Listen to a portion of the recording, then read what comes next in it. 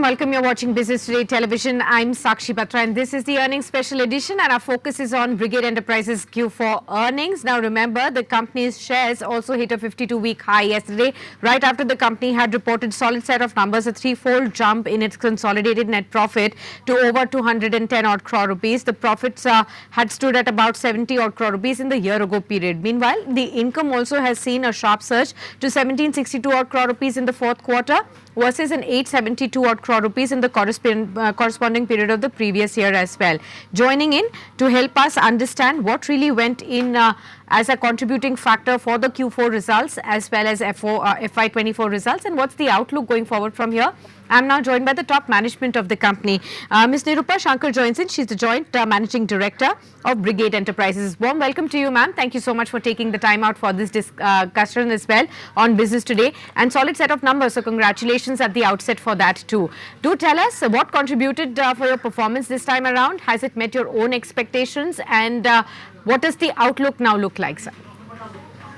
Thanks for having me, Sakshi. Yes, it's been a tremendous year for us. We're all very, very happy with the way the year has gone. I think the main contributing factor is we sold about 7.5 million square feet of space, of residential space. So that was a big contributing factor. Also, price realization for us has increased by almost 23%. So that was a huge blessing because the demand is very strong. I think the demand in key metro cities, especially like Bangalore, Chennai, Hyderabad, they're very strong right now. And there's a big trend towards moving towards larger homes.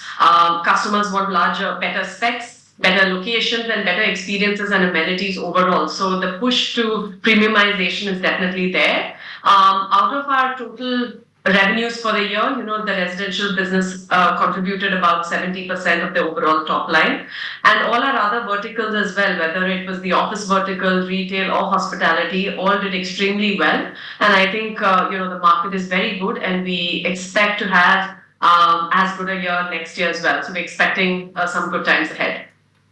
Okay, and the continuation could be seen in FY25 as well. Let's come down to some specifics. Your pre-sales was up about 53% on a year-on-year basis, and we've also seen the volumes grow about 18% on a year-on-year basis. What is doable in FY25 on these parameters? Yeah, so I think we can expect, typically what we say, we don't give too much forward guidance, but as a company, we generally look to target, a growth of at least 15 to 20% year on year. So that should definitely be something we would be aiming for. Okay. Ma'am, also could you tell us, divided between the two segments that you are in, both hospitality and real estate, what was the key contribution in terms of the revenues, and what is going forward the expectation on both these accounts?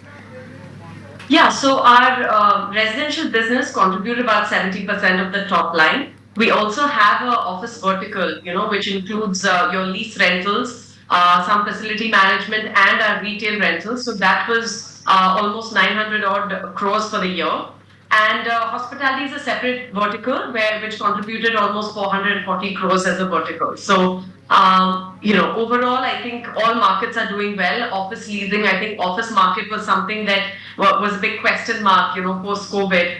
But I think India has been very resilient and a bright spark across the globe when it comes to office leasing, because many Western markets, whether it's the US, Europe, Australia, they're seeing a significant dip in office leasing. But in India, Asia, and especially India within that is a bright spark. And Bangalore had, for instance, a very strong year of leasing about 15 million square feet.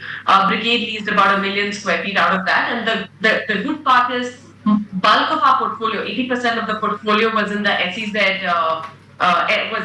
projects, which we managed to lease out almost 100%. So again, very good signs. There's a lot of expansion in the market from GCCs, financial services, tech companies. There is a whole trend towards return to office. While work from home used to be there, then there was a hybrid model which stuck around for a couple of years. But now there's a push towards return to office, and that's also driving the office leasing segment.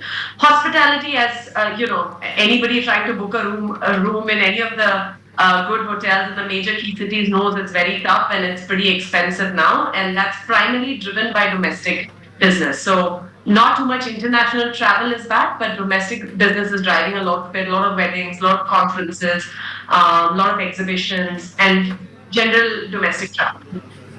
Okay.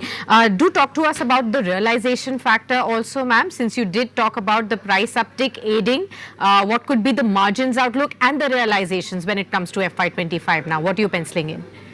Yeah, so in FY24, we saw a 23% increase in our price realization from the previous year. And we believe this is obviously because, as I mentioned, there is a drive towards premiumization and there's also general demand. So there is what we used to sell over a 3-year cycle has now been condensed to an 18-month cycle. So prior to this boom that we are seeing right now, we would split the sales cycle over 3 years and gradually increase the prices. Now we've condensed it to 18 months, and the price absorption is happening, and customers are willing to take on that price. I think there's a low inventory hang as well, so the drive towards completed assets and demand for that is greater. So customers are willing to pay a little bit more for products. And as builders, we are trying to premiumize the offerings. We're trying to give better amenities, better specs. So we are also increasing our prices in that regard. Our average price realization is close to 8,000 rupees. So generally, the drive to quality and premiumization and better locations is what is driving it. And I expect this to continue as well. It may not be to the same extent of 20 to 25%, but something similar. We expect the trend to continue, subject to the fact that no major global economic issues might come our way. Okay, understood. So those are the key factors that, of course, a lot of things will depend on. But give us a sense of occupancy right now in your current projects, and what is the visibility there? So occupancy in terms of commercial and hospitality, I assume? Yes, absolutely. So office is doing extremely well. We have a 97 to 98% occupancy in our portfolio. Going forward for this year, we're launching about 3 million square feet of office spaces across Bangalore, Chennai, Kochi, and GIFT City. In terms of hospitality, the average portfolio is trending at 72% occupancy, which is very good for a business location. We expect occupancies to continue. I think there might be a slight rate increase that we hope to get this year. And hospitality as well, we'll be launching 3 hotels over this year. We'll be opening 1 hotel. So our current portfolio is about 1,500 keys. We are opening 1 hotel this year to add another 130 keys. And we'll be launching and doing launching construction for another 400 odd keys. So trying to make hay while the sun shines. So this is across the same geographies that you have large presence in, across, say, Bengaluru, Chennai, Hyderabad, or have you diversified as well? The hotels are across Bangalore and Chennai, and Mysore. And the office, as I mentioned, 60% is in Bangalore, and the other 40% is split between Chennai, Kochi, and GIFT City. But Chennai takes the big lead because Chennai is now becoming a very strong market for us, and largest to Bangalore. So Bangalore will have about 55%, Chennai another 30%, and the balance split between GIFT City and Kochi. Okay, and residential project pipeline, how does that look like in FY25, ma'am? So residential, we'll be launching about 12.5 million square feet in the coming year. Again, I would say 60% of that would be launched in Bangalore. And then the balance between Chennai and Hyderabad. So if I really had to, out of the 12.5 million, I would say 3 million in Chennai and 2 million in Hyderabad, and the balance in Bangalore. Okay, and what would be the capex requirement for this one, and how are you funding that? For which segment? For all these residential as well as commercial segments of yours? So, exact capex calculation we'll have to do, but overall, it's as of now we have the internal accruals, and we'll obviously be some construction finance and some debt to fund the projects. But as of now, we have the internal accruals to do it. Our residential business is almost debt free because of the way the cash flows are. Any debt that we currently have is already 85% of it is already securitized through lease and discounting. So we have it'll be done through internal accruals and debt. Okay. Could you also tell us a little bit on the residential front? I'm asking you a little bit. Why? Because over the last 6 months to 8 months, every time we read news headlines was all about luxury segments really selling out fast in a day, in a two, pre-sales being very, very strong, demand being very strong. But what about the affordable segment? Since you also have presence across that segment as well, what is the kind of demand scenario that is emerging on that front? The affordable segment, I would say there is a demand, but the way land prices have increased and in order the way construction costs have increased, and as I mentioned, most of our customers are driving towards higher quality products. So we are not able to meet the guidelines for affordable housing from that perspective. Our sweet spot in Bangalore, for instance, has increased.